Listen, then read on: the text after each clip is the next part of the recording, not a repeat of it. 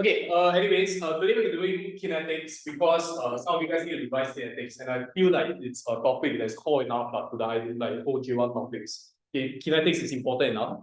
Okay, but again, next lesson onwards, we'll still be continuing with our keys. Okay, today I'm trying to cover this whole segment. Okay, as you can see from the notes, it says there reaction kinetics part 1. Because for part 2, right, okay, I feel like the content there can be self-study. It's a lot easier. Okay, you have those graphs that can be found in your school notes also, which I feel are a lot more manageable than what we have in part 1. Okay, kinetics are the core of it is in this part 1 notes. Okay, so let's go over it from the beginning. So I'm going to treat it as if we just treat this topic from scratch. Okay, but when we talk about kinetics, right, we are discussing rate, right? Okay, first of all, I need you all to understand what is the definition of rate. Okay, so if you can remember what rate is actually like, what's the definition?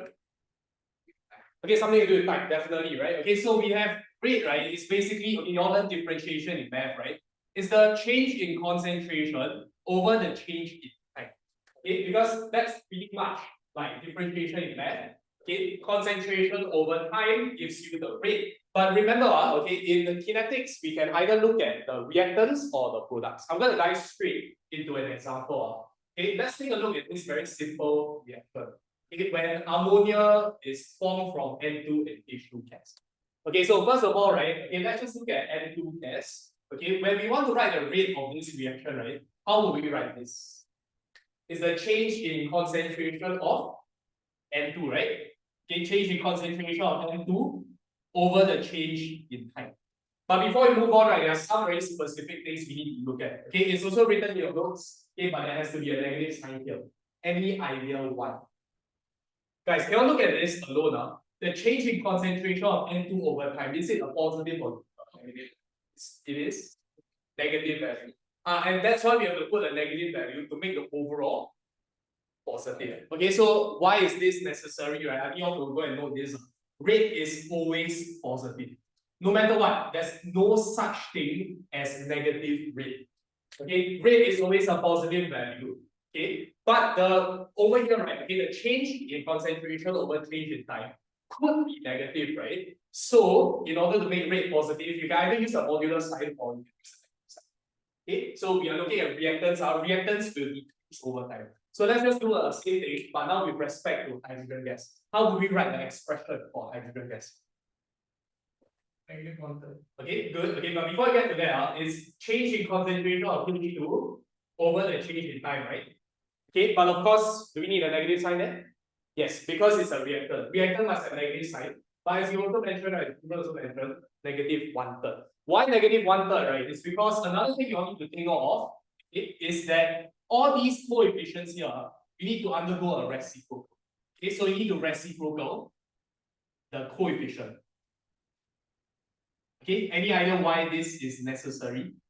Okay, take a look at how I've been writing the rate equation.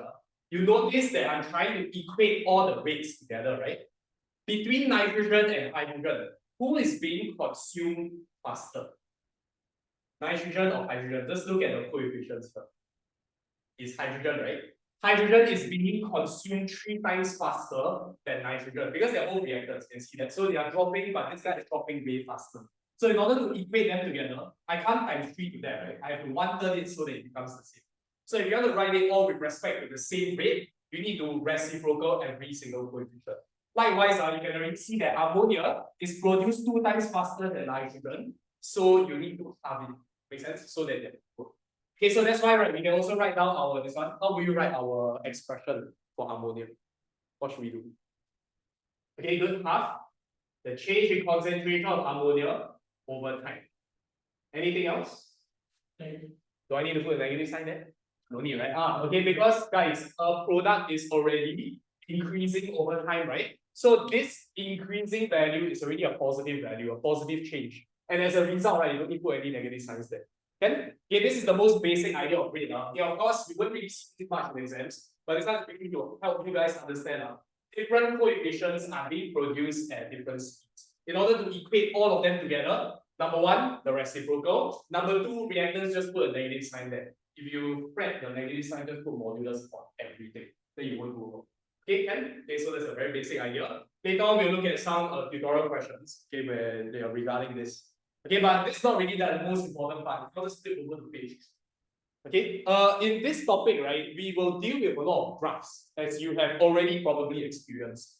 Okay, a lot of graphs. So I need you all to first look at this question on page 3.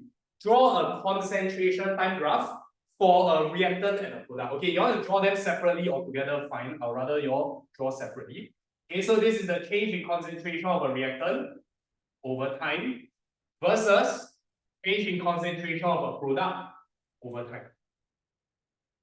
So let's just predict a very generic curve, okay, or line, whatever. Okay, how does a reactant time graph look like? Upward sloping or downward sloping? Okay, obviously downward sloping, right? Okay, but does downward sloping could mean this? Does this make any sense? Okay, what do you think is happening over here when the graph is sloping this way? What's happening to the rate over time? Okay, not sure of that. Let's come back to this idea. Now, guys, if you notice, concentration is the what axis? The y-axis, right? If the concentration is the y-axis, the time is what axis? X. Guys, dy dx in math is the what of a graph? Gradient. Good. Okay, so I want to write down this very important idea. The gradient of a concentration time curve is the rate, and super important because you can't determine the rate just by reading off some random value. It doesn't make any sense. Okay? You read off any random value, it gives you the concentration. It's the gradient that you need to draw tangents to. Okay, then that's the rate. Make sense? What happens to the gradient over time on this graph? What happens to the gradient? Okay, imagine this line is the gradient. What's happening to it? It's becoming steeper, right? Implying that the rate is becoming faster. Can the rate just keep increasing and become faster and faster? Doesn't make any sense, right? Okay, over time, okay, the reaction should become slower until it comes to a stop. Okay, that one is just logically speaking. So I need you to take note of the gradient. It is decreasing gradient. Okay, the gradient is becoming more gentle over time. Okay, so we're write it somewhere. Okay, gentler gradient over time. Okay, which means the rate is decreasing over time. There's no such reaction ever where the rate can just increase perpetually, and that doesn't make any sense. Okay, of course you can speed the rate up with probably some sort of catalyst, but eventually it will have to slow down. So you will see this graph. Okay, we don't talk about catalyst and whatnot yet. Okay, we just take this. Okay, can? All right, how about the product time graph? Okay, how does it look like? Okay, it is the upward, okay, it is just upward sloping, right? Okay, start from 0, upward sloping. Eventually, right, as you can see, the gradient should go towards what? 0. Okay, a flat gradient is 0 gradient, implying that the reaction has ceased. Okay, so a lot of these graphs later we'll draw again, but this is just to give you the brief idea. Okay, and that one, that's good. Okay, this one does go to 0, like eventually it becomes flat. Okay, but usually we don't draw all the way up. Because the graph will be quite long. Like let's just say the reaction lasts for like 5 hours. Okay, but the graph wouldn't ask you to draw until 5 hours. Okay, but it does get gentler. That's the most important part. Okay, eventually, of course, it has to go to 0. That's where the reaction finally stops. Okay, so a little bit of math stuff here, more technical stuff. Okay, if there are no questions here, I kind of explained everything already. Okay, question on page 4, I also explained a little bit of things. Okay, just going to highlight that again. The gradient is the gradient of a concentration time graph is the rate. I'll be repeating this idea right throughout a lot of the concepts later on. Okay, so just pay attention to that. Okay, but anyways, you all see the box on page 4. They said, how do you determine the initial rate, guys? Initial rate. What does initial mean? Okay, you can refer to this graph. At the start, right? Okay, so how do I determine the initial rate? You all bring me through this. To draw a tangent at t equals to 0 and then calculate the gradient. Okay, you might describe this in words sometimes. Okay, so let's just write that down now. Okay, for initial rate, you must specify draw tangent at t equals to 0 and calculate its gradient. That will give you the initial rate. There are times where they ask you to describe how, like this question here. I need to describe it as such. Okay, draw tangent at t equals to 0 and calculate the gradient. So it doesn't matter whether for, okay, one more thing, okay, because you're eventually going to draw these gradients, right? Let me just show you guys a small little tip where you can include in this box. In secondary school, they probably taught you guys how to draw gradients, right? Tangents, sorry. Okay, so let's just look at a curve. Okay, let's just borrow this guy. I want to draw a tangent there. Okay, how will you draw a tangent? How will you make it such that the tangent is accurate enough? Okay, I don't know what your secondary school taught you guys now. Okay, but then what I've been taught last time is this. Shit. Okay, never mind. Okay, let me draw a nicer curve. Okay, let's just say I want to draw a tangent there, right? What I will do is I'll put my ruler in such a way that the angles on both sides are generally the same. Okay, like about the same. Don't need to go and measure. Okay, but can you all see, is there a problem with this method, right? If you want to draw the show grid tangent, okay, you want to draw the tangent with respect to this start, right? Can you all see, right? There's no possible way for you to approximate whether you have both angles the same, right? Okay, and that one, right, has caused a lot of marks in a lot of students. So I need you guys to take note of this little tip here. You must try to extrapolate the graph a little bit, okay, and then, right, you have another side for you to draw the tangent. Okay, and this one, right, okay, you just need to make sure it doesn't look ugly, right? Okay, as long as it looks smooth to you, right, okay, then it's good enough. Don't need to draw too long also. If not, the longer you draw, more inaccurate it is. Okay, so take note, go and write a tip for yourself. Okay, for any initial tangents, always extrapolate the graph. Okay, extrapolate the graph at t equals 0. And this will give you a much more, okay, trust me, last time I also didn't trust this shit. I thought it's a waste of time, but actually it does help with your accuracy. Okay? And draw tangent. Okay, so you can include that in the same box as well. Okay, so I'll talk about more technical stuff regarding graphs first. Okay, then later on, right, okay, we can go through that a bit more. Okay, any questions so far? Okay, so I'm assuming, okay, because we have done this before, right? You have kind of looked through this in school before. You have done some questions before. So anything that you all need to clarify, right? Okay, you should be clarifying now also. Okay, because you should have some questions in the past year regarding this topic. Okay, so anything that comes out, okay, just feel free to interrupt me and then just ask. Okay, any questions? Okay, if you don't have, okay, as you can see on page 4, below the box, right? They say instantaneous rate and average rate. Honestly, these two are not that important. What you're more concerned with is the rate. Okay, but let's breeze through this very quickly. Initial rate just means at the start. Instantaneous means at any instance. So any point in time. That one, very simple. Okay, average, we probably don't ever use that. Okay, so not very important there. Any questions? Yeah. Okay, page 5. I think this is kind of a slightly waste of time because we are just doing initial rate, instantaneous rate, and whatnot, right, for this curve. Okay, and let's not waste time with this. Okay, let's just move on. Later on, then we try a little bit more drawing stuff if we got time. Okay, turn over to page 6. Okay, now we're going to go into, now that we understood the base definition of rate, let's look at the rate equation. Okay, so first of all, you see the definition, okay, I don't think they ever ask for the definition of rate equation all that much. Okay, but I just need you all to highlight two words, experimentally determined. Okay, you must have this idea, right, whenever you come into kinetics. All kinetics experiments must be experimentally determined, meaning the results must come from doing experiments. Meaning to say, guys, can we look back at this guy here? Okay, this guy's rate equation is in fact in real life, I think it's something like this. Okay, it is power 1 to both nitrogen and hydrogen. Okay, so take note of one important thing. The coefficient that you see in the balance equation is not equal to the order of reaction. Okay, all the small little things like order, rate constant, all that, I'm not going to go through one more time. Okay, you all should have enough idea already. Okay, but in other words, guys, if you see 3 here, does that mean it's order 3? Then you put a power 3 over there. Okay, no, never. Sometimes, right, okay, it might be 1 here and 2 here, and it might correspond as well. But anytime it corresponds, it is purely coincidental. Okay, so then you might be asking me, how do I determine the order of reaction? As they mentioned, experimentally determined. You must conduct experiments. Later, we'll find out how to interpret the experimental results. All clear with this? Yeah.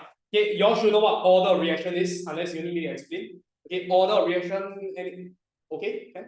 You shook your head, so can. Okay, can. Okay, order of reaction is just how fast it responds. So if you, let's say, this guy is a square, then hydrogen will respond faster to the rate because square is bigger, right? Okay, something like this. Okay, but we're just going to move on from this. Okay, all you need to know is the coefficient does not correspond to the order for now. Okay, later we'll see another scenario. Okay, bottom of page 6, what is a rate equation? Okay, this one we don't answer now. The one is mostly for like when we go through the topic for the very first time. Okay, so it's not a bit pointless for now. Okay, let's look at page 7. Rate constant, very important. Come. The rate constant is the letter K over there, and I need you guys to take note of something. Rate constant is only affected by two things. Okay, it's only affected by any idea what's affected by? Based on your knowledge. Temperature is definitely one good. What's another one? I'll try it. Okay, this one is the less common one, but activation energy. Okay, remember activation energy is like the barrier that every reaction has to overcome in order to proceed with the reaction. Okay. Okay, so let's discuss this. Remember that rate constant is unaffected by concentration. We'll write that down also. I can change the concentrations of the reactants and it will not affect the rate constant. Okay. Now guys, when I increase the temperature, generally when you increase temperature, the reactions get faster or slower? Definitely faster. Okay, you increase temperature, reaction is faster, right? So what will happen to the rate constant? Okay, it will increase also. Okay, rate constant and rate is pretty much the same thing. If you have a faster rate, you have a higher rate constant. Intuitive, right? Okay, quite linked together. Okay, a slower reaction just means lower rate constant. Make sense? Okay, same thing. Okay, guys, if you want to have a higher rate constant, should your activation energy be high or low? Think up. Okay, good. Look, higher rate constant means faster, right?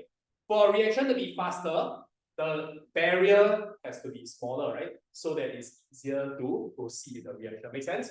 The lower the activation energy, the faster the reaction. Please take note of that. Ashif, okay?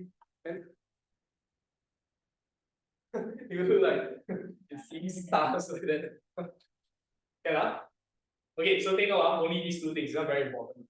Okay, guys, how do you lower activation energy of a reaction? Since we have gone through this topic once, what will you do or what will you add in order to reduce? Yes, okay, good, catalyst. Okay, go write it down also. You add a catalyst to reduce the activation energy of the reaction, and that's exactly how catalysts make the reaction faster. It doesn't just make the reaction faster, right, using magic. Okay, it actually does this first. Okay? Yeah. Okay, and then yeah, pretty much that's the rest of the page. Okay, on page 8, okay, they ask you guys to look at the units for rate constant. Anyone need me to go through how to calculate the units? This is like math already. Okay, so I'm just gonna skip this unless you need me to explain. Okay, later we'll see some questions anyway. Okay. So yeah, going a bit faster, but if you don't want me to go as fast, right, just feel free to stop. Okay, but anyways, let's go over to page 9. This is where we spend our majority of the time at. We're gonna look at order of reaction. Okay. So guys, what are the orders, right, that you learn in your syllabus? Okay, there's first order, what else? Second, and there's no third order. Zero order. Yeah, okay. No such thing as third order in our syllabus. It maybe have in outside, okay? Or the pseudo. Okay, we'll get to that later. That will be more complicated. Okay, but let's start off with this. Order of reaction. I kind of gave you guys a bit of a sneak peek over here. Okay, so order of reaction is just how fast, right, the concentration will affect the rate. So you see, this is power 1, this is power 2, right? Which one, right, has a greater impact on rate? Power 2, of course. Okay, your square definitely the most impactful. So first of all, I'm just going to touch on zero order. Okay, zero order means the power is 0, and anything power 0 is just 1. Right, okay, so guys, the rate is equals to the rate constant. What does that mean? The rate has to be, is it affected by the concentration? No, okay, it's not very simple. Okay, so rate is unaffected by the concentration of A. Another term they will use is independent. So no matter how much A you add in, it will not get faster. Okay, next. Okay, rate is first order. So first order in respect to A just means power 1, right? Okay, so what does this mean? Okay, you all have learned your Y equals to KX in secondary school before, right? Okay, so we're just going to turn that into your proportional relation. Rate is proportional to A. So very simple question here, this is just math. If you double the concentration of A, right, your rate should Double also, very straightforward stuff. Okay, finally, our last one is your second order. We won't look at anything beyond that already. Okay, you can clearly see that a second order reaction is way more impactful to the rate, because if you double this guy's concentration, it's gonna cause the rate to increase by 4 times. Okay, a lot more impactful. So if you can have a 100 order reaction, wow, crazy. It's just gonna power 100. Okay, no such thing. Okay, but then of course you can see the difference magnitude. Okay, can? Again, we're gonna go into the graphs. Okay, this topic a lot of graphs. Okay, but we pretty much covered until there. Okay, and at the bottom of page 10, can you all see the second box? Okay, the first box, not no need to fill in. Okay, second box, is the order of reaction the same as the coefficient? Can we answer this? Yes or no? Is the order the same as coefficient? No. Okay, go and write this down, but I want you to write down a bit a longer version of this. Okay, the coefficient in the overall equation is not equals to the order. Now specify in the overall equation, because later on you will see, right, there's one small particular scenario where the coefficient is equal to the order. But we'll get to that later. Okay? Not even in this cell. Okay? Okay, so just never, okay? Then how do we determine the order? That's when we move on to the next segment. Okay? Okay, so that's for page 10. Turn over to page 11. The portion of page 11, the title already says, how do you deduce the order then? You can't deduce based on the coefficients, so you deduce based on the experimental results. Okay, and guys, this is the page where things get serious already. Okay, so to determine order, this is how most questions will test. Okay, whatever we went through before is just introductory stuff. Okay, so to determine order of reaction, I need you all to just like highlight these two things. There are only two methods. So you can only employ these two methods in your questions. We'll try that later, not to worry. Okay, the first one is called the initial rates method. You might have seen this before. I'll cover the next page. You will probably have an inkling. The second one is to look at the shape of different graphs. Okay, I know the notes write that graphical method, but I want you to just be more specific. Recognize the shape. Okay. Just now I talked about initial rates. Okay, it's all about looking at the starting tangent and whatnot. Okay, so just bring all that back. Okay, we will explain bit by bit. Okay.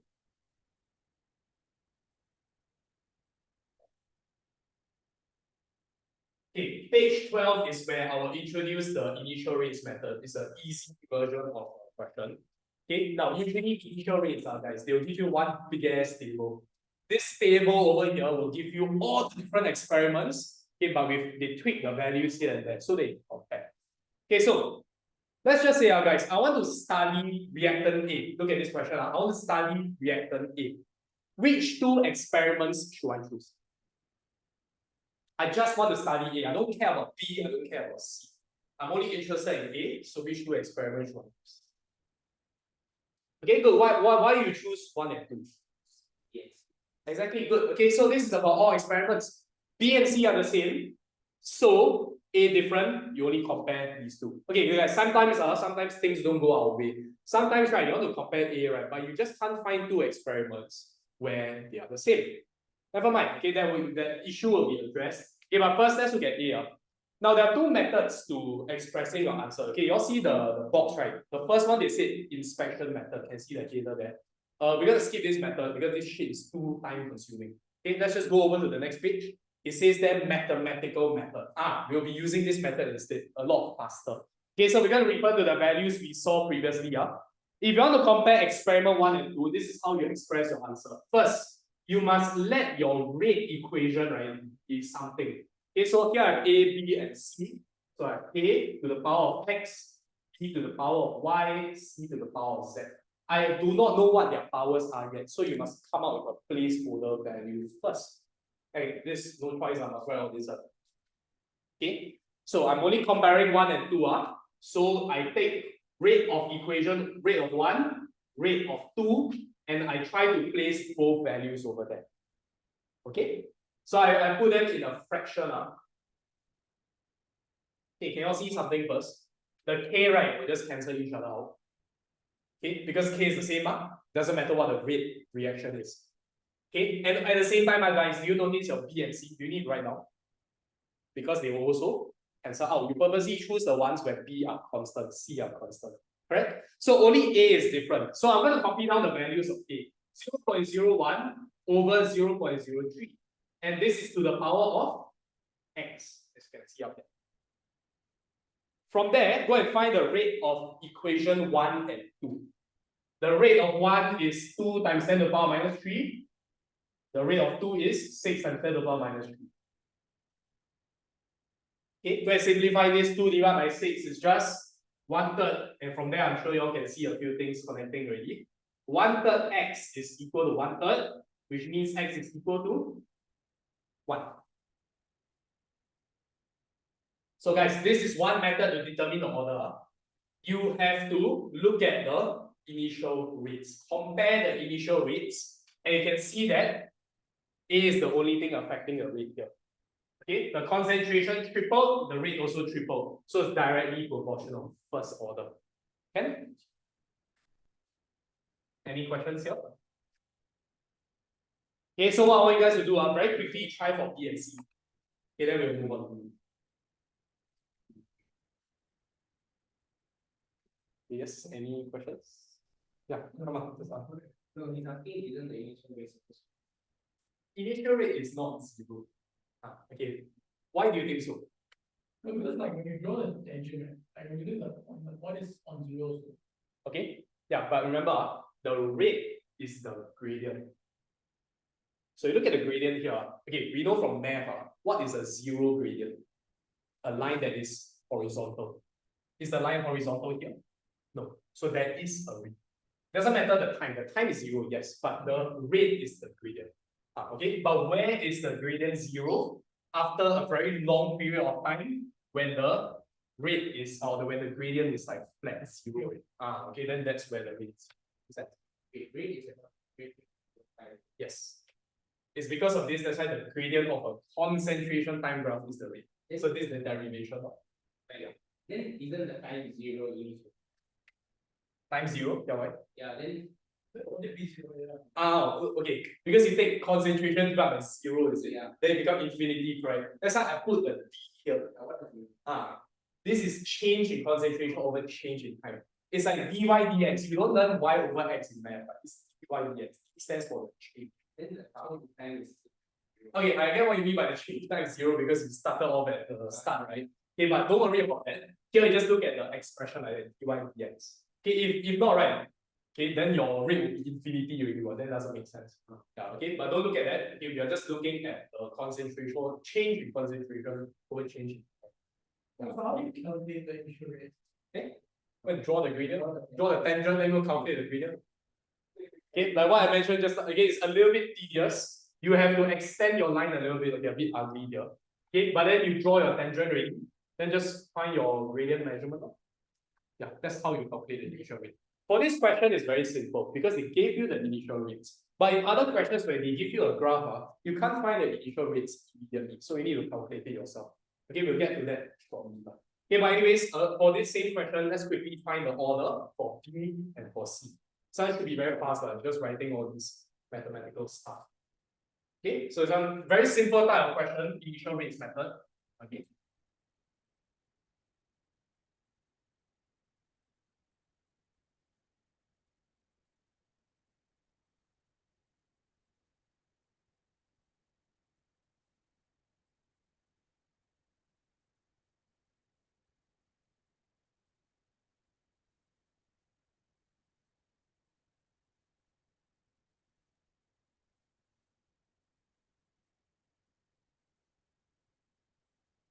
Pick the correct experiments.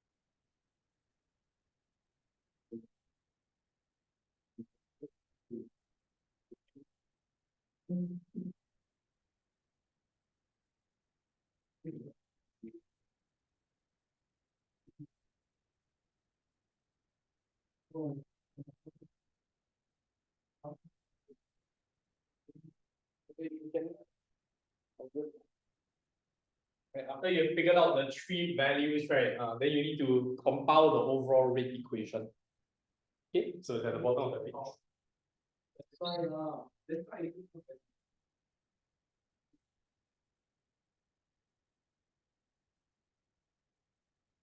Oh, then you can rate. Yes, okay, so we're going to compile the rate equation already. Then we're going to calculate the rate constant. Okay, rate constant, I also want you guys to write its units. They like to ask about the units.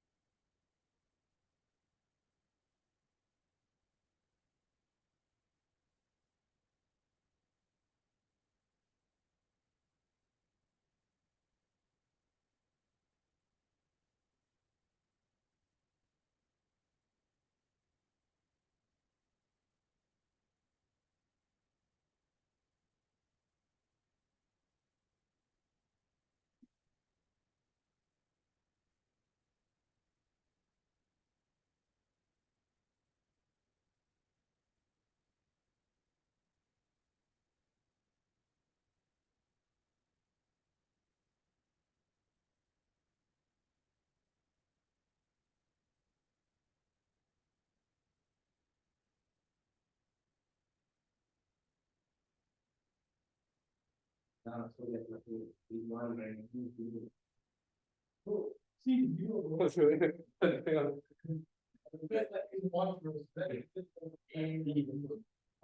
And then it equals 0. So model with respect to C is Yeah, yeah.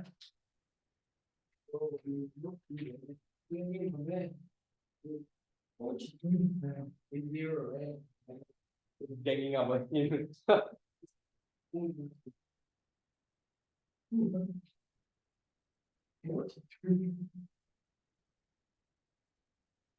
this is key, right?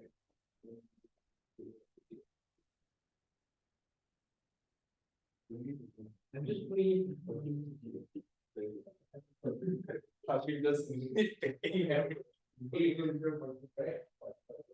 yes, again, answer here is 0.2. Okay, but I'm more concerned with the unit. So you give it a try. really for Yes, units for K. Okay, you must ask yourself what's the units for rate first. Okay, what's the unit? What's rate? But concentration over time. oh, the second okay,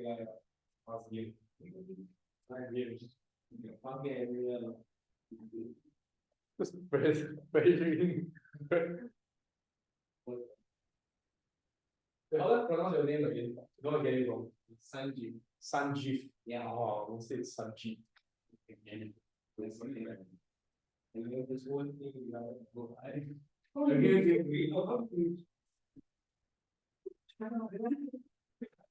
I do not disturb people. How are you disturbed? I don't know. Yeah. Like It's okay, it's okay, it's okay. There's no. like 1 plus 2 is 3. You know that? Yeah. Yeah. Yeah.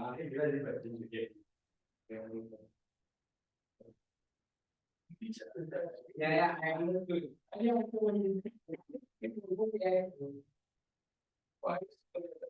Okay, any issues left with this part? Okay, all good. Anything you want to clarify? No, ah? Okay, so yeah, lor, so this is your initial rates method. Usually after this method, they always ask you guys to write the rate equation and rate constant plus the units. Okay, so very standard flow lah in exam.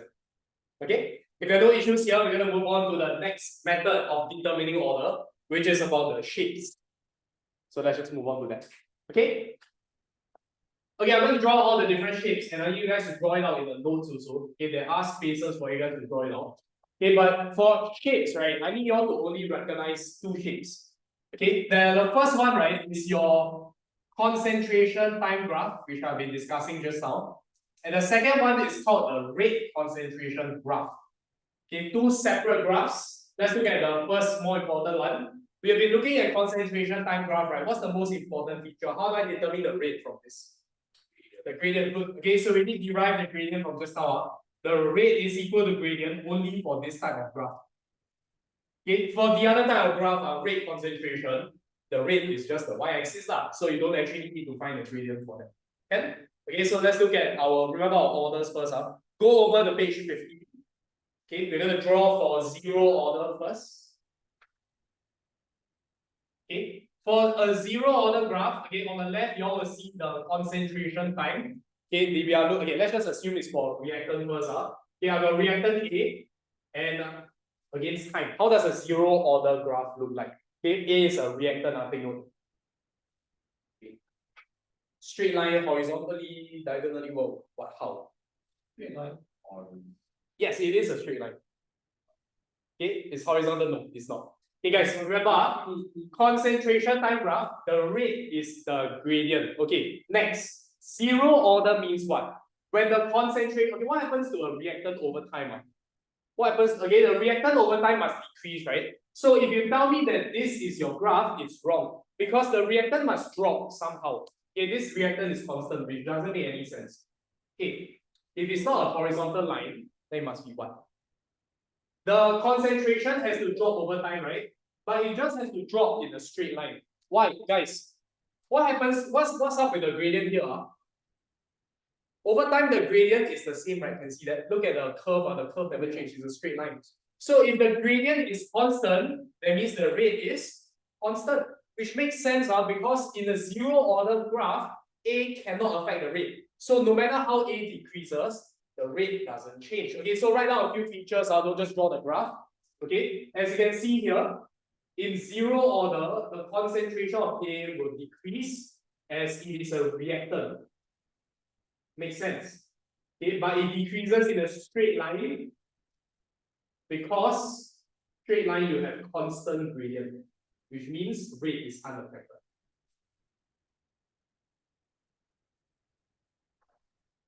Okay, digest this. I know it's a little bit different from what you expected. Every time people think of zero order, you think of the rate as, you think of the line as just a straight horizontal line.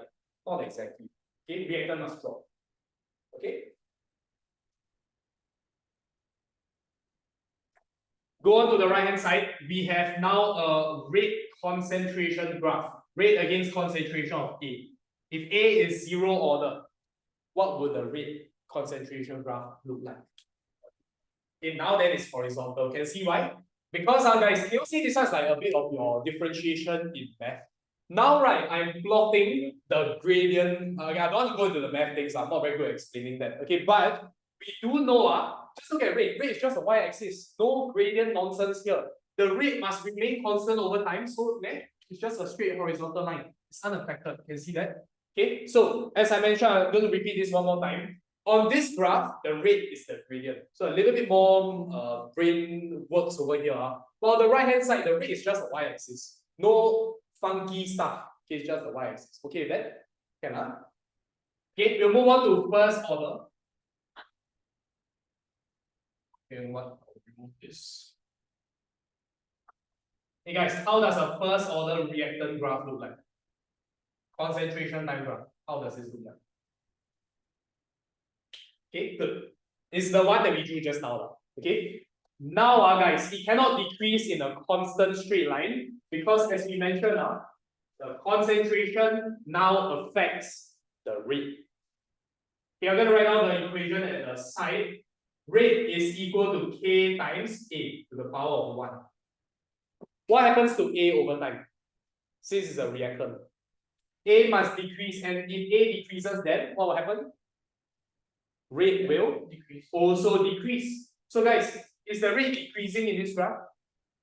It is. Because you look at the gradient, it starts to become gentler over time. So the gradient is decreasing. Okay, so you can draw down a few things. Okay, the concentration of A drops. So the gradient also becomes gentler, which means the rate drops. All good with that? Okay, so you need to know how to interpret the shapes, right? Okay, now you think about the rate concentration graph. How does this look like now?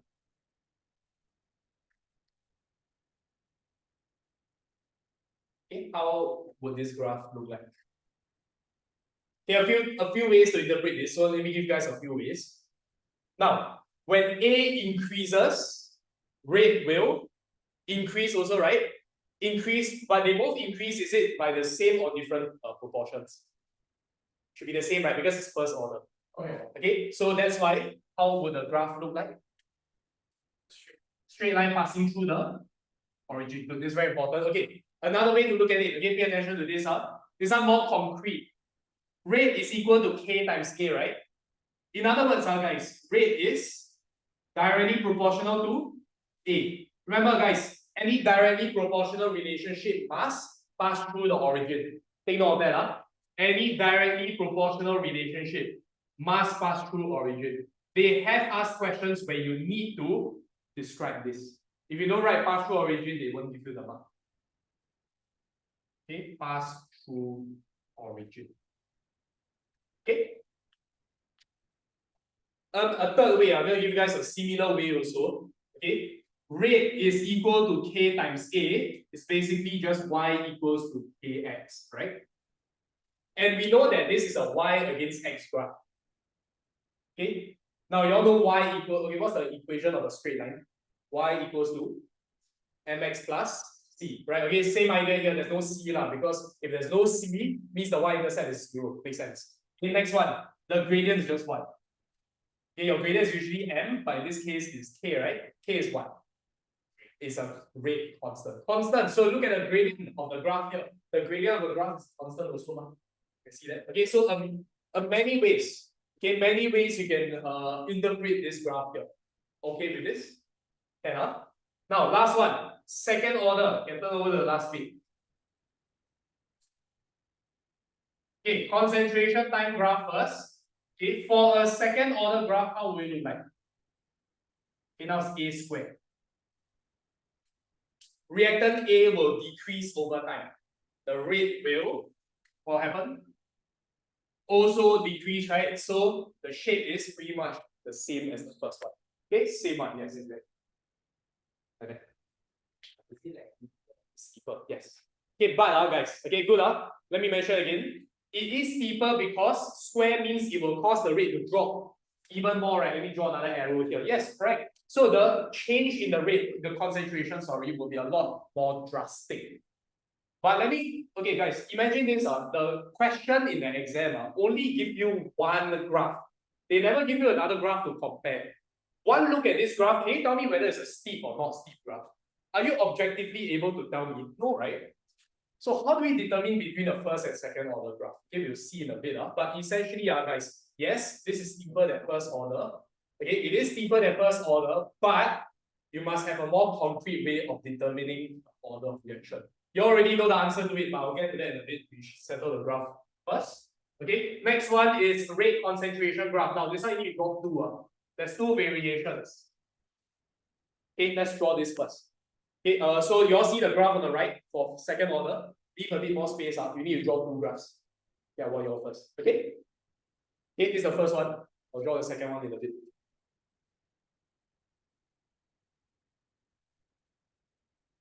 Guys, how would a rate concentration graph look like if it is second order? Okay, we use the methods that we have learned just now. Rate is directly proportional to A squared. But you're plotting this against A. Okay, how would this look like? Okay, it's a curve, right? Okay, because you have learned in math, this is a y against x squared graph, right? Okay, you have learned x squared graph. It's just a graph that is going upwards. Okay, so same thing, passing through the origin, going upwards here. Okay, you times 2 to the concentration, the rate times 4, then it gets even higher and higher. But there is a problem with a graph that looks like this. Yeah, repeat. When you get this kind of graph, in let's say you're doing your question at the time you get this. Are you confident enough to tell me that this is second order? Now in our syllabus, yes, we only learn 0 first and second. But in real life, there's third order, fourth order, and so on and so forth. Guys, if I were to tell you that this is a third order graph, will you believe it? It could be a third order graph as well. Okay, we'll see that. Because the third order, fourth order, fifth order, all the shape of the graph looks like this one. Don't believe you take out your GC, go and find your y equals to x cubed, x to the power of 4, x to the power of 5. You've done all this in math. Your GC will plot the same shape. It's called an exponential graph. Alright? So guys, is it conclusive if you get this graph and tell me it's second order? Is it conclusive? No. I know in our syllabus we only learn until second order, so it's rather conclusive. But they won't accept this answer because it could mean third, fourth, fifth order. Is there another graph that I can plot, right? That's a lot more conclusive. I can definitely confirm that it's second order. What should I change to the x-axis then? Rate against a squared. Because guys, if I plot against a squared and it is second order, what will I get? What shape? Now then I'll get straight line. Then I have now verified that this is a second order graph. So guys, important, this graph here is a lot more conclusive. The one that we drew just now, it's not wrong, but it's just inconclusive. Okay. So in the exam, if they give you a squared data, right, it's not for fun, okay? Probably you're gonna have to put an a squared there. Okay. Any questions? Okay, these are the graphs, 3 different orders, 2 different graphs, total of 6 graphs. Okay, can? But we're not really done yet.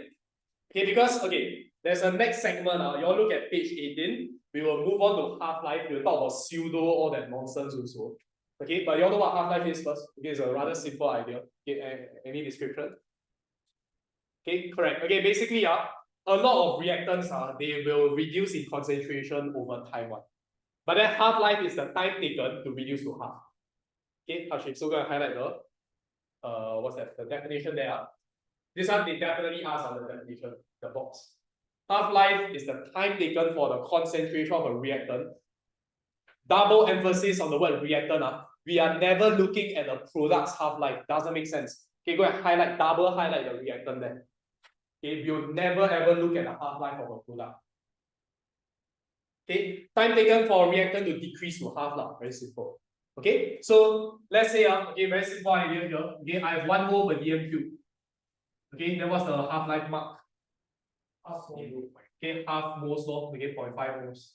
Okay, and let's just say it takes 5 minutes for this to happen. So the half-life is just 5 minutes. Okay, simple as that. Okay, so there's quite a bit of math involved here because half is a lot of stuff. We'll get to the math stuff later. Okay, but before I go on to anything else, okay, some of you guys have the answer to that just now. I still do not know how to differentiate between the first order and second order concentration time graph. Okay, any idea what you mentioned? Good. For first order graph, there's a very distinct feature that no other graphs have. Okay, for first order graph, we call that the successive half-lives are constant. The word successive is rather important. Successive just means one after the other. Okay, and what does this mean? If let's just say the concentration of A here is 2 mole per dm cube, that means 1 half-life later is at what concentration?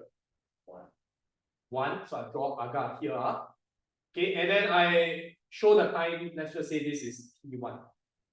Maybe it takes an hour or something. Okay, guys. Then what does it mean by the half-lives are constant? I only have 1. What should I do next? Okay, the next one is that the next half-life, right? 1 more half-life later, you go reach another half. Correct, 0.5. So guys, when we talk about first order graph, T1 will be equals to T2. So go back to the first order graph that we did just now, flip back a few pages, and I want you to add this into your first order graph. Yeah, say again, go back a few pages, go to your first order, add this feature in as well. Okay.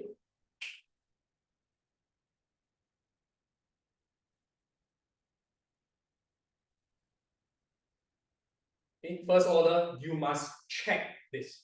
And usually, guys, like 99.9%, your graph will be first order. If your half-life not constant means it's your fault, you never draw properly. Yeah, it will never be this. I can tell you all right. They will never test a second order graph.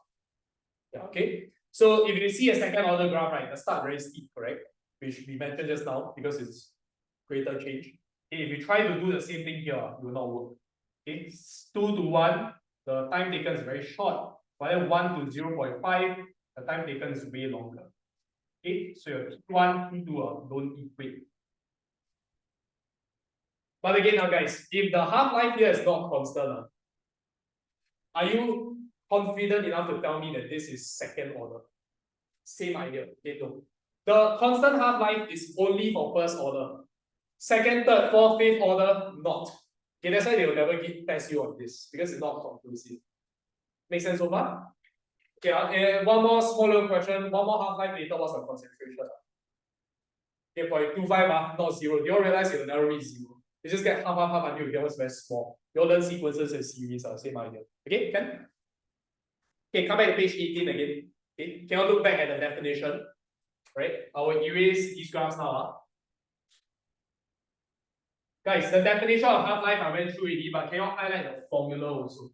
Again, the formula, right? I want to focus on one important thing. Okay, the formula here is ln 2 over k. That's how we calculate the half-life. But can you all really go and circle that k there? K is your rate constant, correct? But this rate constant is only if the overall order is 1. Overall order. What does this mean? What on earth is happening if you take a look at the short book? Okay, or we'll look at one example now first. Okay, it's also mentioned there, but I really want you all to circle it. Okay, that's how important it is. Okay. This will slowly lead us to the pseudo-ideal, which is arguably the most challenging concept here. Okay, but first of all, guys, if I'll give you this equation, rate equals to k times k. Let me give you another equation also. Rate is equal to k times a times b. Okay, you can write these two equations down also. Okay, can you all just answer this question, right? This first equation, can I take this value of k and find a half-life? Can, because the overall order is first order. Perfect. Go and take your k, go and sub in. Totally fine. How about this? Can I take this k? No, because what's the overall order? Good. Overall order is 2, which means, right, absolutely you have no way of taking this k and putting it inside. Okay, cannot. Then how? How do you calculate the half-lives for this? Later we will see. Okay, can? So this one example. Okay, bottom of page 18, the constant half-life one I went through already. Turn over to the next page. Page 19. This box here, very important. Okay, put a star next to it also. Can you highlight the word product concentration time graph? I think it's highlighted also. Okay, product concentration time graph. Just now, let me just draw whatever I did earlier. Okay, this is a reactant time graph. We do this one more time, okay? Then we draw in the product time graph. You all draw in both by all means. Rather, I think it's good. You all draw both. Okay. Now let's just assume it's order 1. Okay, yes. Why is it like we'll get to that later. Yeah. But the idea is because only first order reactions can have constant half-lives. It's something to do with that. Yeah, okay. But yeah, to put it simply, it's because, right, only first order reactions have constant successive half-lives, which allows us to calculate the half-life. If not, we cannot use this formula. If the half-lives are all different, right, how on earth are we supposed to use one formula? Doesn't make sense. Yeah, okay. So think of that first. This formula only works if it's from the Only for overall first order, like this scenario. This one can be. There's a way to circumvent this, and we'll see how later. Okay, so I'll repeat this part first. Okay, how do we draw a reactor time graph again? Very simple, just like that, right? Okay, product time graph start from 0, go all the way high. Okay, how do we draw the constant half-lives for reactor time graph? Okay, let's just say the start over here is 1 mole per dm cube. Then where? Okay, 0.5 and then okay, simple. Okay, so just go and draw that in.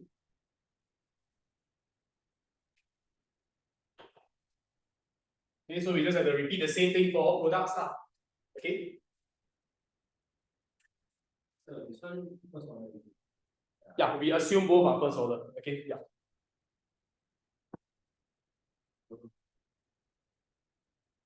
Okay, take a look. Product how? I don't really have a 1 over here. So where do you think you must look at? 0, but you can't go half from 0, right? Okay, so you must look at the max. Yes, the final value. The highest value that the product has reached. Okay, so the highest value, let's just put it simply, is 1 mole per dm cube. So okay, that's the first thing to take note of. Okay, you must look at the max amount of product formed. Start from there. Okay, next, any idea? How do I get a 1 half-life? Okay, go to half, so is that 0.5. Okay, so that's 1 T1. What's next? Okay, we go to the halfway mark and then we go to the 825 is wrong. Okay, it will be at any idea where? It's at 7.5. This is the most important part for this graph. Oh, okay. It's from there you take the first. Right. I can make a guess, yes. I can try to think of why is at 0.75. Yeah, I'll explain. Take a guess first. The explanation is very simple, just math, just numbers. Okay, so let me show you guys this. Why is it 0.75 for products? Okay, it's because a reaction is like that, right? A reactant must turn into a product. Agree? Okay, so guys, if I have 100% reactants, how many products will I have? 0. The reaction hasn't started yet. Okay, if I have 50% reactants, where did the other 50 go? Turn to products. Okay, very obvious. Now, guys, if my reactants are now 25%, meaning my products are 75. So they must correspond to the same point in time. Does that make sense? Okay,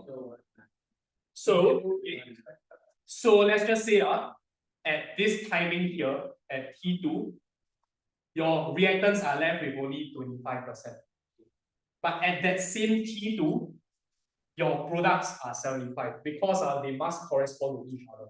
The reactant here turns into that product. They are one equation.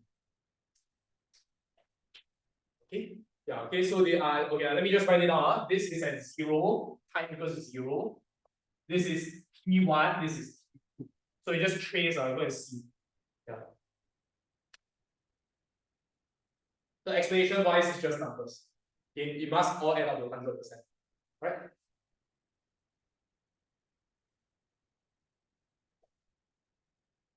Okay, so like, how do you calculate?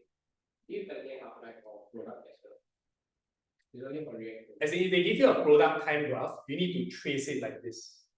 Okay, and to calculate the time, again, you just go to the halfway mark, the 3/4 mark.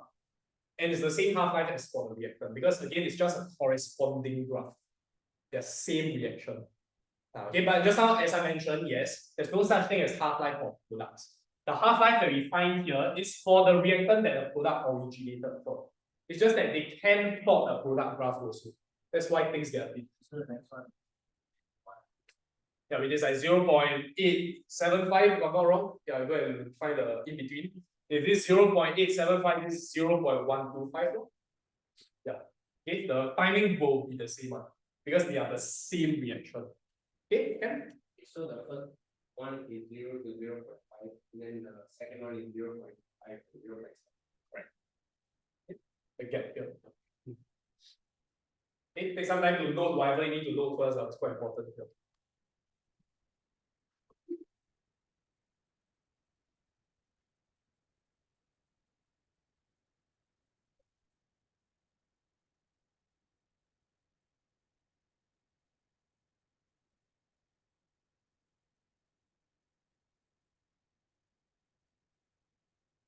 Any more questions regarding this part?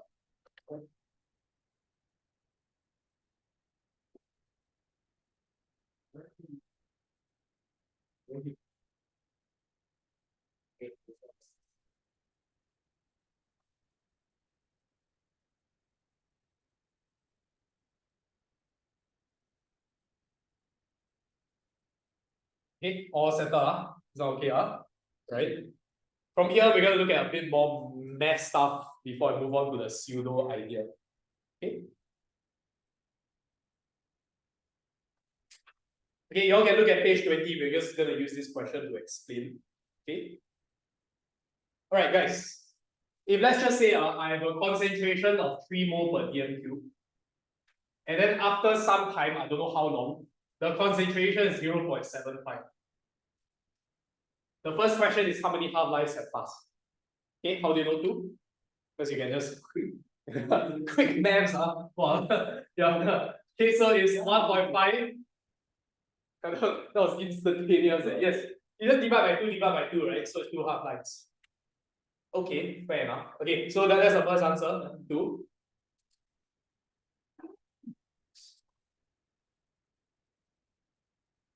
Okay, in the second part, right, they say that the half-life is 7 minutes. So guys, how long has passed for this case? 40 minutes. Okay, these first 2 parts are meant to be easy. Okay,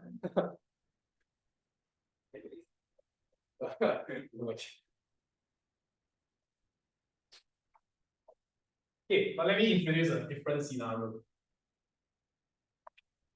3 mole per dm cube, after some time, it reaches 0.6 mole per dm cube. How long is this? How many half-lives have passed? About 2 something. Okay, good. Guys, you notice, can we do the same thing as what we did just now? Okay, we can't just divide by 2 because you reach a point where you can't perfectly divide by 2. So, do not ever use this method again because it's not that flexible. I need to introduce to you guys this formula. Okay, you go write down this formula also for part C. Okay, this is the half-life formula. Half to the power of n is equals to, okay, C. Okay, you see a lot of different variations, but I'll just use this CT over C naught. Is this a formula? It's just a, yes, it's just a mathematical formula. Okay, we are going to use this. And whenever they ask us, right, we find anything about time, I'll just use this. Okay, why does this work? It's because okay, you take a look at this. Okay, half the power of n is the same thing. What's n? Any idea? Any guesses? Yes, okay, if you want to calculate n, right? Okay, the number of half-lives that have passed. Okay, guys, take note, right? It is not, you will sometimes see half-lives that are fractional. Okay, you can see 2.6 half-lives, 3.25 half-lives, possible. Okay, but the only way to calculate that is this. Okay, what's CT? Okay, it is the concentration at that point in time. And what's C naught? Anything but naught means what? Initial, yes. Okay,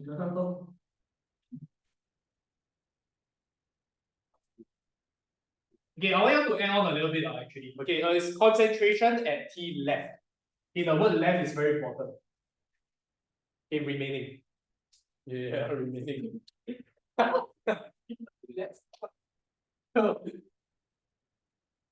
You know, you so fast too. This one left. The intelligence can fluctuate.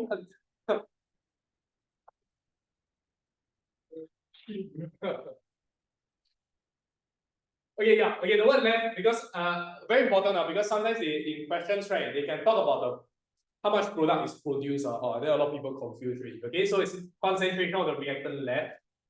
Okay, next, initial concentration. Okay, so what's the concentration left here? 0.6 over 3. Go and find n. Go and solve it. Okay, but they're asking for the total time. You must find n first. Okay, it's not equal, it's all math.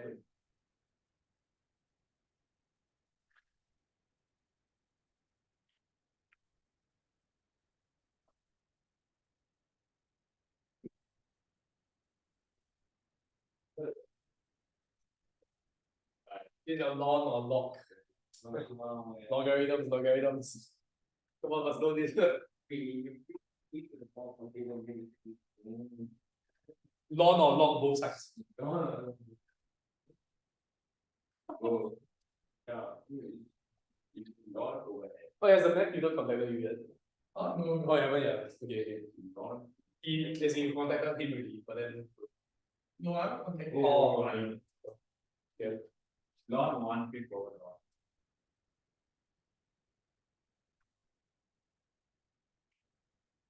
Don't go. What you want? What is going to go? Don't go.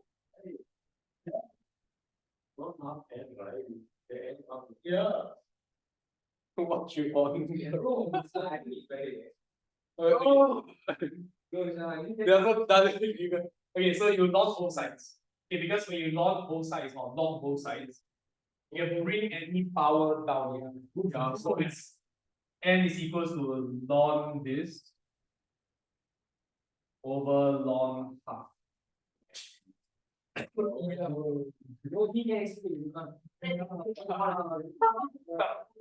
Okay, the answer here is only 2.32. Okay, but this is the number of half-lives. How do you find the total time? Just times the half-life. So n times the half-life is of 16.3 minutes. This kind of question quite simple lah.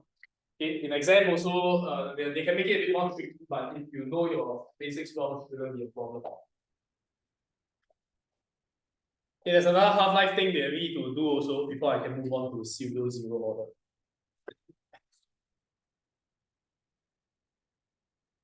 Okay, go to page 21. Okay, there's this question here. This one very rare, but it has come out like once, so we included it here also. Okay, but this one, right, we have two different reactors with different half-lives. Okay, this one just need to draw a timeline. Okay, quite simple actually. Okay, so first of all, they begin with an equal number of S and Q. Okay, so this is the beginning. But the half-life of S is 5 minutes, half-life of Q is 10 minutes. Okay, and they want the point at which the ratio is 1:4. Okay, so how do we do this? Okay, we started off as equal amounts, right? Okay, this S has a half-life of 5 minutes, then it becomes what? Half S.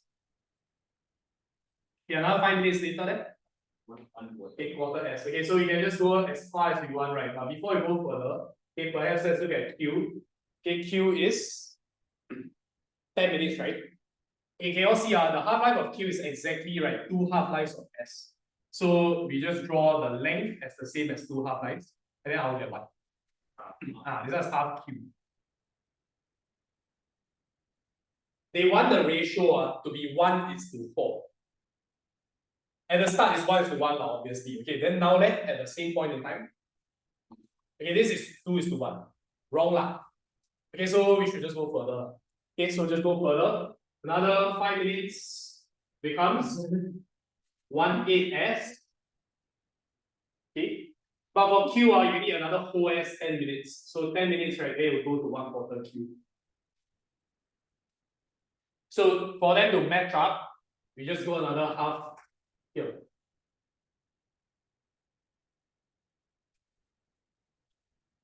Okay, so does this work? Yeah. Okay, now it's 1:4, correct? That's the answer. Okay.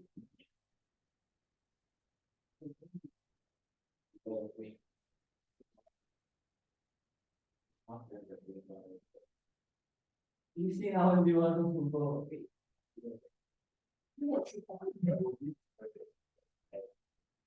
Yeah. Okay, so how long does it take for this to happen?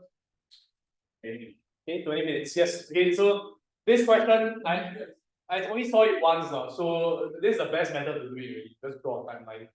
Yeah. Okay, Ken, that's it. Okay, let's move on to pseudo. Okay, pseudo zero order. Is that guy still playing?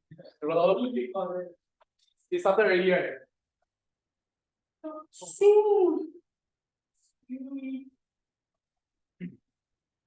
Oh. You just begin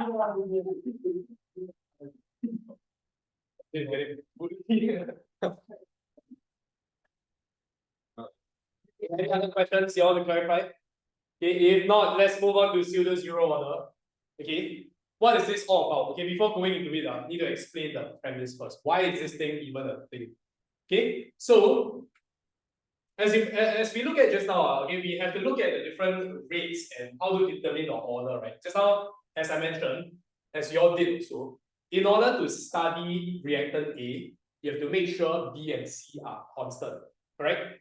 And that is true for all scientific experiments. You're going to study one variable. All other variables cannot change. Okay, but the thing is, let's just say I have a reaction like this. Reactant A and B reacts together to form a bunch of products. Now, let's just say I want to study reactant A. So reactant B must remain constant, sure. But guys, how do you make B constant? They are both reactants and both have to be together for the reaction to happen. So can I just remove B, get rid of the problem? Okay, I can't just remove B, right? Doesn't make any sense. So somehow I can't remove him. Okay, he's also not a solvent. Okay, so how? What should I do over here, right? Such that I can study just A. Because if I just study the reaction like that, both the reactants concentration will drop. And I don't want that to happen. I'm only interested in A. I don't give a shit about B. Okay, so I can't make B constant. So what should I do? Okay, so that's why there's this workaround, which is to make. Okay, so I write this down. I want to study A, so I make B in large excess. It's the closest thing, right, to make it not change at all. Closest thing. Okay, so what's large excess? Any idea? It doesn't change. Okay, but what does it mean by it? Okay, excess means more, right? But what's large excess? There's a number for it, very high. Times 10. Wait, there's a number. There is a number for it. Okay, it's not important now, guys. Because if A is 1 mole per dm cube, B is 3 mole per dm cube. Is that large excess? Must be 10, at least 10 now. Okay, 1, 10. Okay, it must be at least that. You all go beyond that, go ahead, up to you. Yeah, okay. So guys, take a look. A and B. Okay. It has to be at least 10 times, guys. Why? What's the whole purpose of doing this again? We are trying to simulate B to such that it is. Okay, it remains relative. Okay, it will never remain perfectly constant, unfortunately. Okay, so B remains relatively constant. Yeah. Guys, can see the objective here? My objective is still the same. I only want to change A, so I need to make B constant. But there's no way to make B constant. That's like impossible. So the best way the scientists have figured out, right, is to put at least 10 times the concentration. Do you all know why that makes sense? Okay, let's just say, okay, I'll just give you a few numbers to work this out. Okay, A is 1 mole per dm cube, B is 10 mole per dm cube, 10 times, right? Correct. Okay, now A and B react in a 1:1 ratio. So if A, right, reacts by 0.2 moles, B must react in also 0.2. Can see that they are 1:1 ratio. But guys, can you all see 0.2 out of 1 is 20% of A. 0.2 out of 10 is only a mere 2%, barely changes. So this is the best way we can make it so-called relatively constant. You all a bit of math to convince you, here we go. Okay, so that's why 10 times is very effective. And you all make it 100 times, even more effective. That's only 0.2%. Okay, so the idea here is, okay, I repeat this, you must make whatever you don't want to study at least 10 times the concentration, so that it remains relatively constant. Now guys, so is B affecting the rate? This is the next question I repeat. Is B affecting the rate now? No, right, it's not even changing, correct? So if you don't affect the rate, what order are you? First, second, 0? 0. But is it actually 0? You fake the thing, right? You purposely make it 0 order. That's why it's called pseudo-zero order. Okay, it is pseudo-zero order with respect to who? Let's be clear with this. With respect to A or B. Okay, you must say order is always with respect to something, right? Yes. You can see that he's not actually 0 order. In a normal circumstance, he's probably first or second. You never know. But you purposely make him don't change. You purposely make him not affect the rate. So it's pseudo-zero order. Okay. You all should know the meaning of pseudo. Fake. So you fake the thing. Okay, can? So the big ass box on page 22, right, is I think you should write this if you want to write that up first. If you don't write it there, it's fine. Okay, this you really awesome. I realize that's a thing. Like, every time I give the box, right, there are a lot of you guys right like right outside of the box. Some people. Yeah, it's for something else, right? Yeah, maybe I can sit on my bed.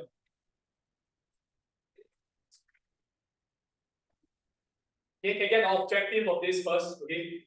Must understand this first before you can understand what we're gonna talk about. You see, I still have this thing here. Okay, the half-life thing, K can only be for overall first order. We'll come back to that. Okay, but anyways, all good, huh? Alright, so we're gonna look at the technicalities now. Look at page 23. Yeah, I'm gonna borrow the same situation as before. A plus B give me products. Now, look at this, the rate equation here is A times B. Okay, let's just say this is the actual rate equation. In actual fact, if you don't tamper with anything, right, it is first order, can? Okay, let's just simulate that first. Okay, next. Okay, where should we write all this? We can turn over to page 25 now. We can start writing this here. Okay. Okay, you can write the A plus B give you products, then write this rate equation first. That's the actual rate equation. Okay, you actually have first order with respect to A. You actually have first order with respect. Okay.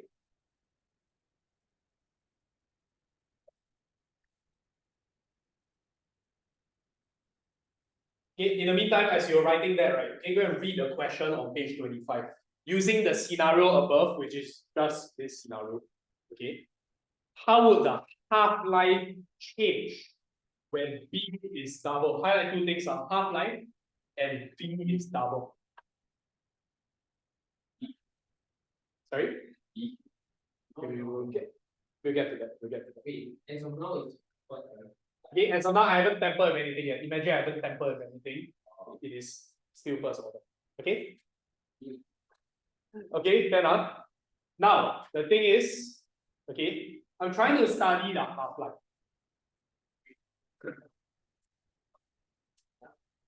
Can I take this K? Half-life is log 2 over K. Can I take this K, just plug it inside? No, because the overall is second. Okay, so bear that in mind now. I'm now interested in half-life, but I just can't find a half-life. So what? Are we dead? Screw up. Cannot do lah, right? Okay, but remember, guys, okay, there is a way that we discussed just now. There is a way to make the overall order first order. It's so that we can find the half-life. And see what we're doing at. Okay, so first of all, guys, I can make B in large excess. And if B is in large excess, it's now pseudo zero order. We explained that just now already. So guys, if it's zero order now, okay, so you see this, B is now a constant, right? What else is also a constant in this rate equation? K. Now, because they're both constants, okay, let's just unify them together into one big constant. We're going to call that K prime. So that's why, right, a lot of you guys like to call this the K prime method. Okay, but a lot of people just don't know what's happening here. I can repeat again before I move on. I repeat. I can't study this half-life. Impossible. So I make B in large excess. Because by doing that, B is now a constant, so I can combine two terms together.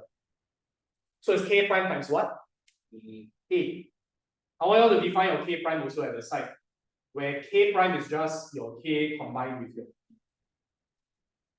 Now, why am I doing all this nonsense? Why I make B large excess? Why I manipulate the rate equation? Now what? Look at the rate equation. What do I notice? Now my overall order is first order. So what can I do? I can now place K prime into this half-life equation. So the half-life is ln 2 divided by K prime. What's K prime? Let's open up the brackets again. Is ln 2 over A times B. So what do you now notice? Can you all see that if B is in the equation, B will affect the half-life? So what happened to B? What did the question say? B was double, so half-life must divide by 2. Can see that? Yeah. Okay, so this is very important. They like to ask you guys about half-life. But whenever you see the question about half-life, then the overall order is not first order. Then you must use your pseudo zero order method. Okay, so bring on through this again now. Okay, this explanation is part of the question also. Okay, this explanation is part of this. Perhaps write this down one more time because I know you all wrote it at the previous speech. Because of how important it is, I'm going to write it down one more time. Okay?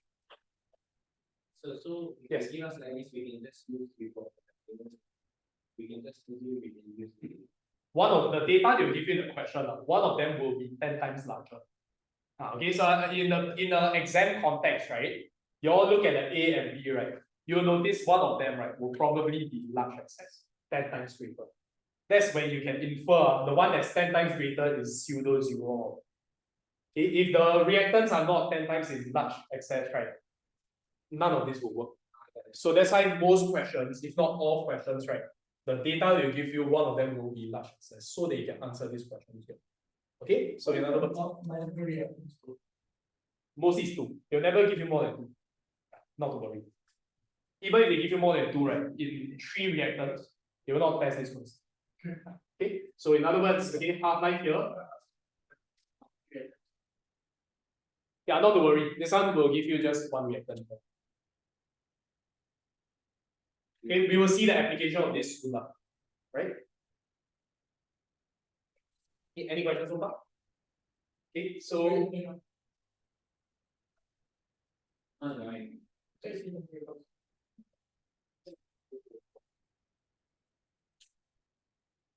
we've covered the most important part of kinetics already. Okay. If there are no questions, right, we are kind of done with the notes. Okay, later we'll try like one kinetics question. Okay. Okay, you see the last part over here? Okay, so I'm going to explain this last part because it's more practical based. Okay, but just hear me out. Just now, we mentioned to determine order, you must interpret the results of the experiment, right? But this next segment is how to conduct the experiment. Make sense? So like the actual, like what to do, what to set up. But here I'm only interested in the results. This is the procedure. But I'm not really interested in this now because practical I'm more focused on the intuitive. Okay? They will come, it will come out in practical, but it won't come out in the theory paper all that much. Yeah. Okay, it's not important yet. Yeah. Okay, I will eventually come back to this because in practical it is important. Yeah, okay, just make sure in school just attend your labs frequently. Like every lab must attend. You look guilty as child. Yeah, labs cannot skip on this. That's something I realized last time. Yeah, labs must attend. Your on lesson go here, I don't give a shit. Yeah, you come tuition settle already, but labs is something we must attend in school. Yeah. Okay, but anyways, you want to take a break first? Or okay, we take a break, 5-minute break, later we need to try a question. Okay? Yeah. Okay. As I'm writing on the board, okay, just go and read through this question, analyze the graph, see what you can pick up from this. Okay, and then we'll go through together.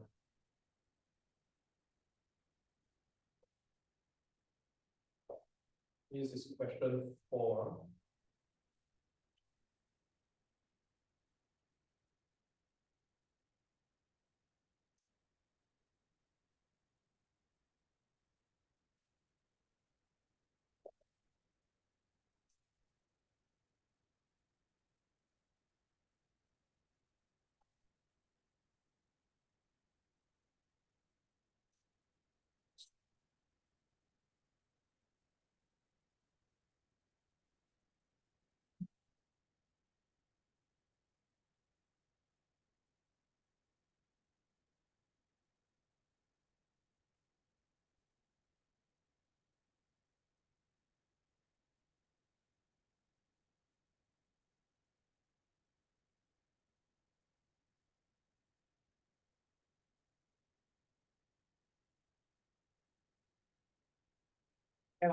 Okay, so remember guys, you're supposed to use these 2 sets of data to determine order for all 3 x, y, z.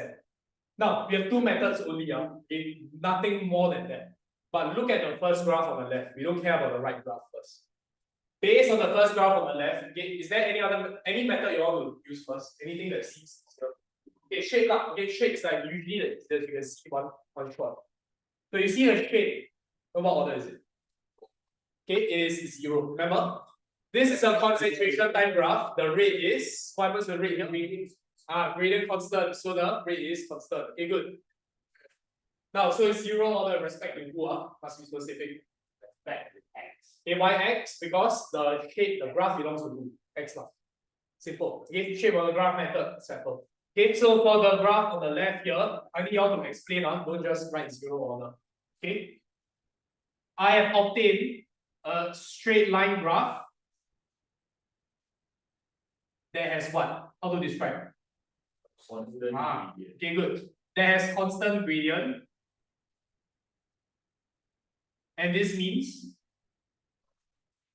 okay, constant rate. Okay, the rate is not affected by, the rate is unaffected by concentration of X, which means, okay, give me a last statement, 0 order with respect to X. You have to justify stuff like this, okay? Describe the shape of the graph first. Then tell me what it means when you relate it to the rate. Okay, so give me two things. Highlight the keywords here.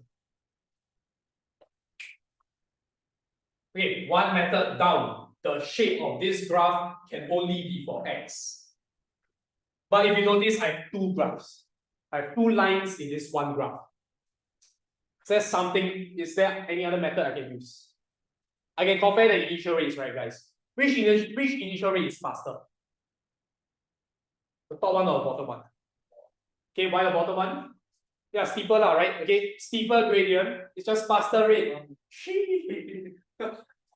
Okay, simple as that. Okay, I can use the initial rates method now. You must exhaust both methods. Okay, clearly this guy is steeper, but it's because of who? Who made the graph steeper? Who made the rate faster? Okay, why? Okay, you see, why we choose initial rates? Because X concentration at the start both the same. Anywhere that's not the initial rate, the concentration has already been diverted apart, right? It's diverging. So X is constant, Y else is constant. Okay, X is constant. I also have Z constant. So guys, you all notice it's because Y has doubled, that's why the rate could have doubled or quadrupled. We don't know, you must go and calculate yourself. Okay, so how do you calculate the gradient? Since these are straight lines, it's a lot easier, right? Now I know they never give you the x-axis, but can you all see, right? The grids. Yeah, okay, the dotted line things. Okay, so you can put them like 1 and 2 lor. Okay, usually it's given lah. Yeah, okay, 100% usually given. This one here, they just want you to identify the grids.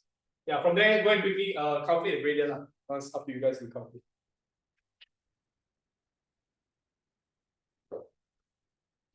Calculate the initial or like. Okay, the thing is, right, okay, usually it's a curve. So you need to draw the gradient at the start. But here's it's a line, so you don't need to draw tangent, right? So you just find the gradient. It doesn't matter where the gradient is. At the start, at the end, it's always the same.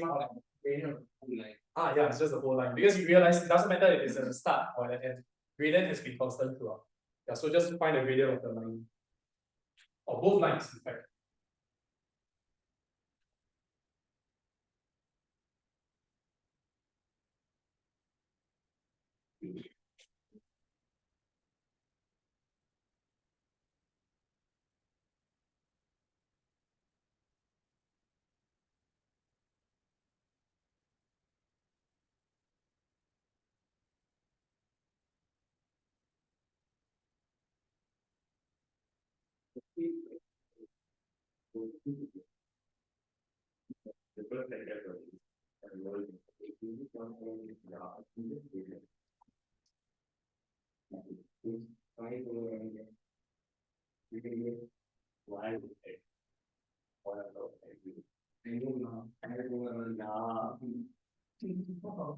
But you do one very aggressive.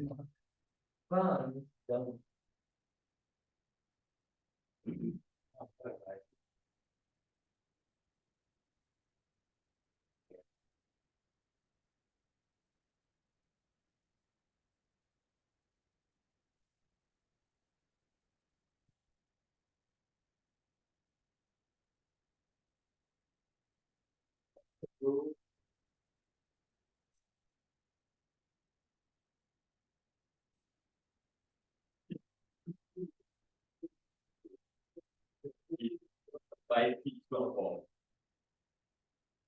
It's on the floor. The on 0, 1, 2, 3. I counted it alone. I'll just have to do it. Oh. Broski is in the middle of 0.04 and 0.06. Yeah. Yeah, 0.08 minus 0.05. Oh, okay.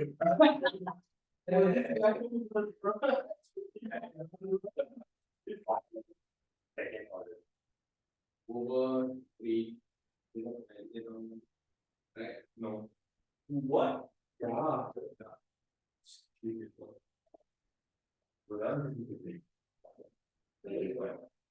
Why is it such a weird? Oh, yes. You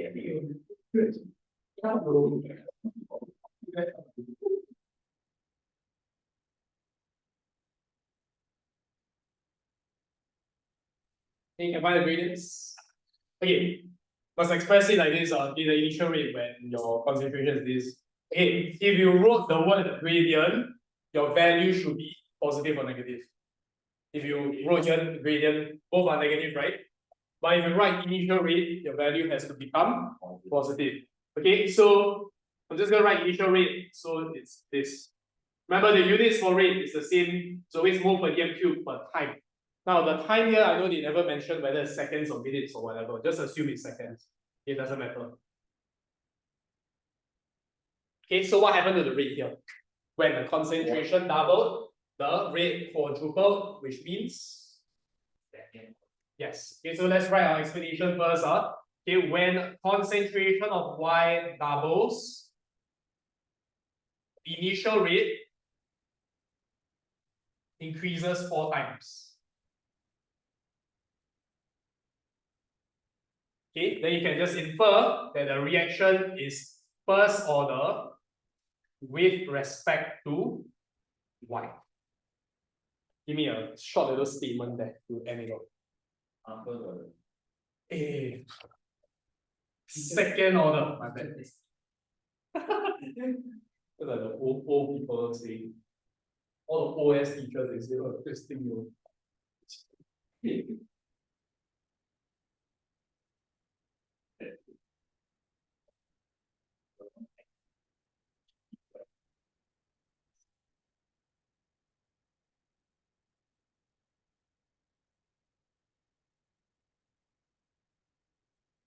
Okay, all good. We're gonna look at the final one. Exam question on this. The question is this considered okay? Moderate. RM1 is more difficult. Your kinetics questions can be a lot more difficult than this. But not to worry, we will slowly do. Okay, so we found 0 order with respect to Z, X, Y, we now need to find Z. Okay, can we use the left graph to find Z? The shape belongs to X. Z not even changing, so left graph cannot be. Yes. Must use the right one, no choice. Okay, the right one, which method should we use?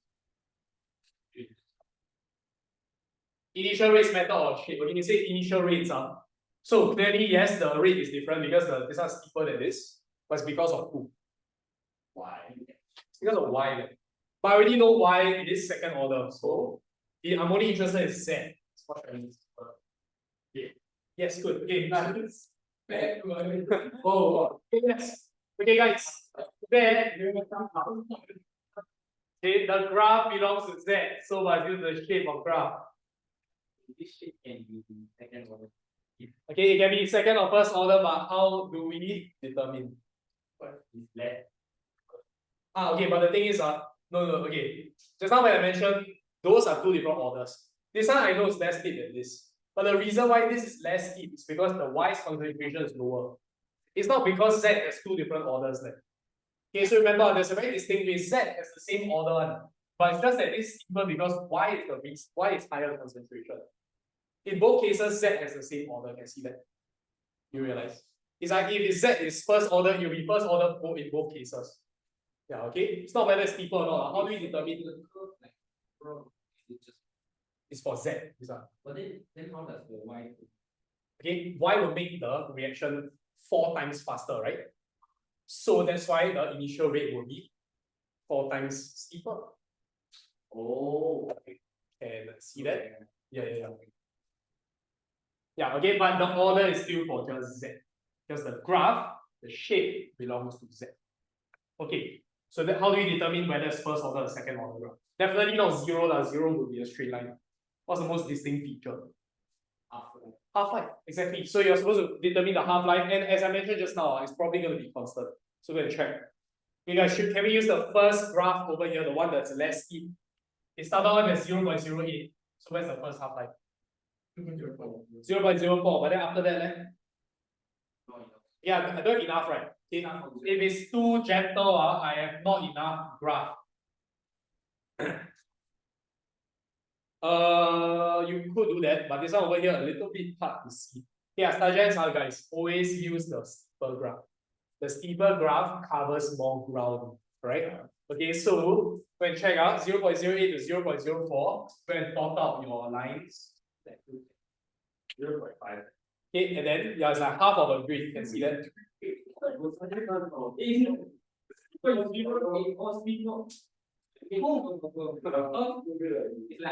them. Yeah, it's a half of a grid. And are they equal? Based on your approximation. Yeah, they are equal now. From Yeah. 0.0 to 0.02. Yes. The first order. It will definitely be constant. Okay, they won't test you something that after you draw some. Okay, so we'll write your explanation. Since T1 is equal to T2, okay, you must tell me the successive half-lives are constant. And you can immediately conclude reaction is first order with respect to who? Yep. Yeah. They want the overall equation. Go and write down the overall equation.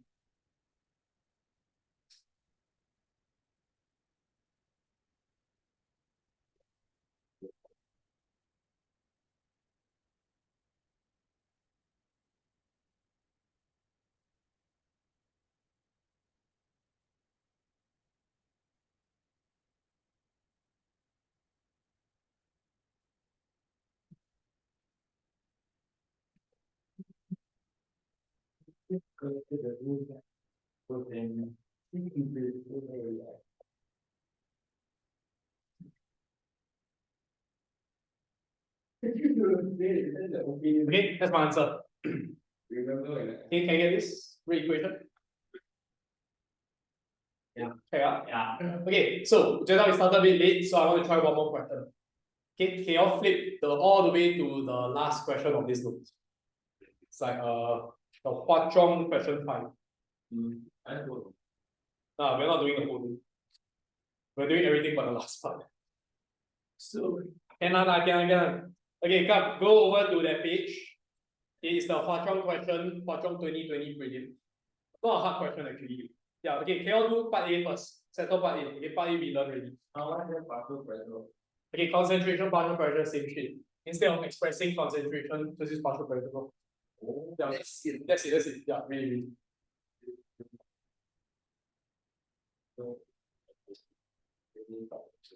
Okay, we did this just now in the notes. Stay with it here. Your time.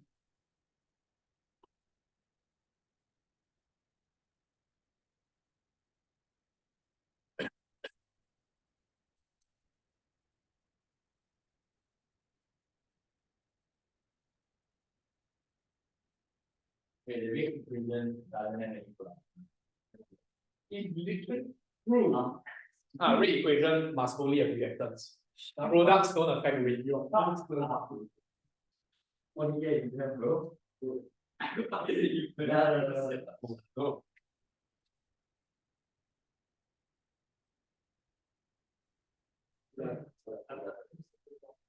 What? You know the answer.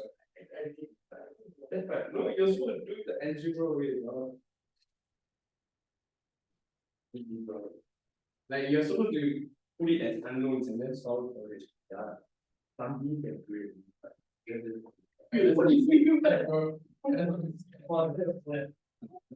You're not slender in the background.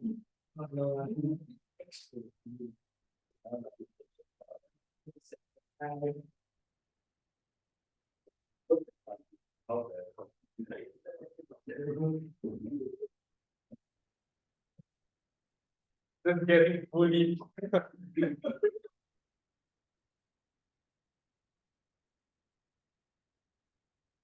Why did you go here?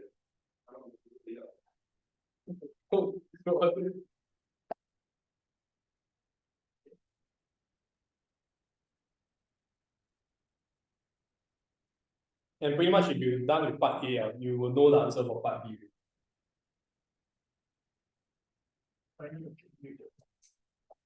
Do I just round up the weight, the one? Like I get 1.9. Go take your own calculator. It's get calculated. No. What's your 1.9?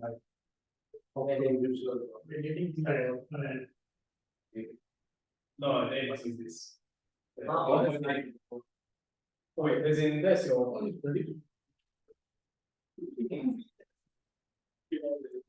oh, okay, then here you must round it up. Bro, what's this good value, bro? Oh, wow, yeah. Yes, we Yeah, your order has to be an integer value. I know here's an integer. Well, you could go on. Go underdog. You get one job. 3.9. No. It's X too. Yeah. Yes. Are we supposed to round it now? Yeah. Because I know the okay, he has to round up. Yeah, you need to round it up. Because this your order must be an integer value. There's only 0 order, first order, and second order. There's no like so you get 3.9 now you know it's 4. So anyway is to the power of 2. Any order is to be judged. Bro. What's the next one now? See, answer. Bro. Don't break it down. Bro, shut up. Bro. Huh? Oh yeah. Yeah, I used to be. Oh. Why are you shut up? Okay.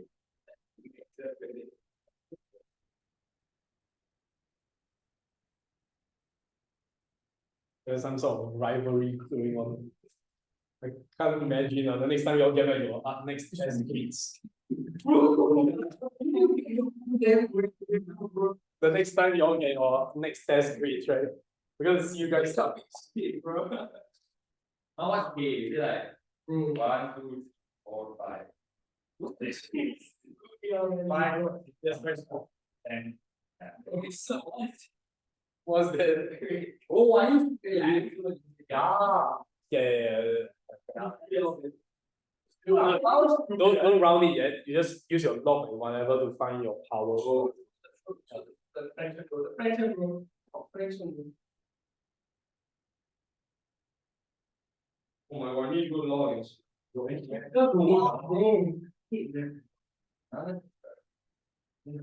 Regular, I need this. Open.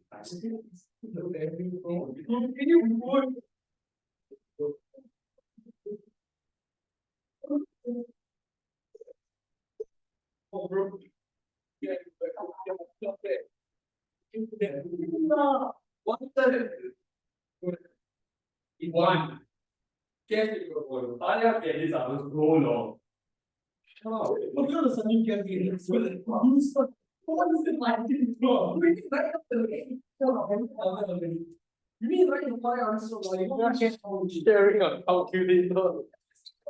oh, I'm thinking, oh, you know, no, I'm trying to do what we're doing. Wait, so which part? Yeah, okay, after you do this, you can do part A, C. Yeah, but I can do part C also. What do we burn? Yeah, A and B first, C, I'll give you guys a bit of a hint if you're not sure.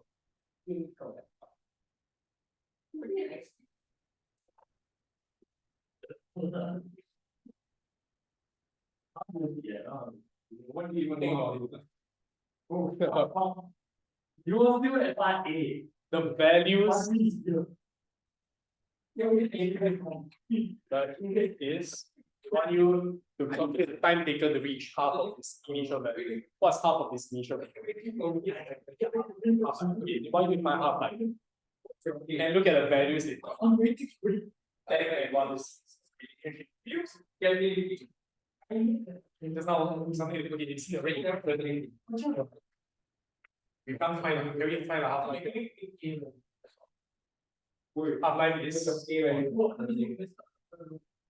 try that. You even can say Along that line. that's the next part. You even can take it. Okay, of course, already you are down. Yes, it's 1 month, but that's what you need for which one? Yeah, trust the answer. 5.61 or 62 times 25. Wow, that is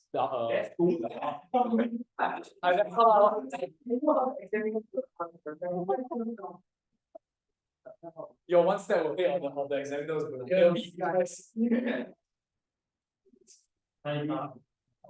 This is a prodigy. You can look ahead of time. Okay, why I want to do this question is because of part C. Okay, part A and part D is just to reinforce the basics. Okay. Oh, Think about part C. yeah, that's the review part. Yep. Okay, if you know, try yourself. Don't spoil it for us. Yeah. Important.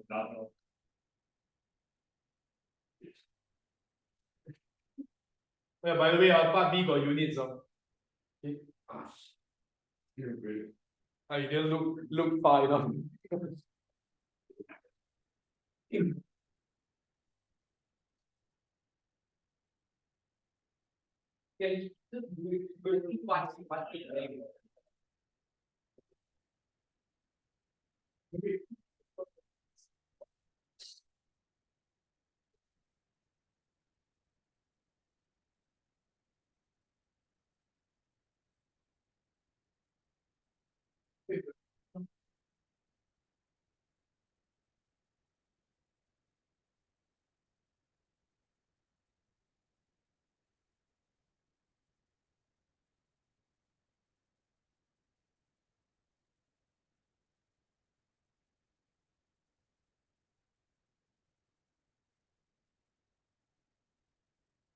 Okay, Okay, thank you.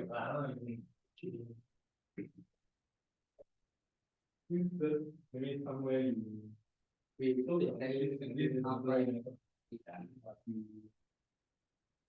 Outline of which we do as H2 is equal. oh, okay.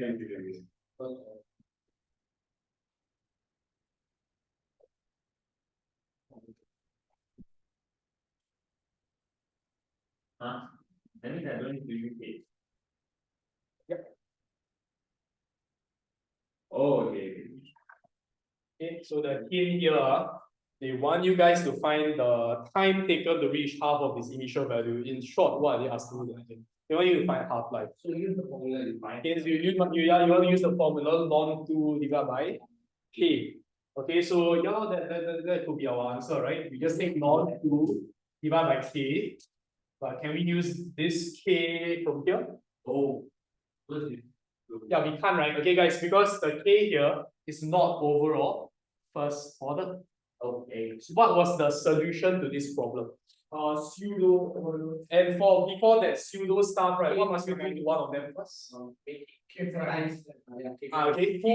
okay. You see the data they've given us in this question of part C. H2 is 10 kilopascals.